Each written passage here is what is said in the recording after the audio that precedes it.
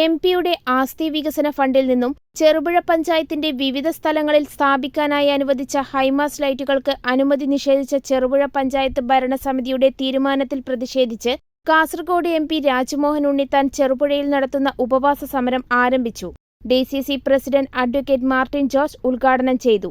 UDF chairman ആലയിൽ Balakrishnan അധ്യക്ഷനായി. മുതിർന്ന കോൺഗ്രസ് നേതാവ് വി. കൃഷ്ണൻ മാസ്റ്റർ, നേതാക്കളായ K. Suresh Kumar, Mahesh Kunnummal, T P. Chandran, Joseph Mullanmada, M. Ummer, Roshi Jose, Usha Murali, T V. Kunhambu Nair, Shajahan Plakkal, Manoj Vadakkel തുടങ്ങിയവർ സംസാരിച്ചു.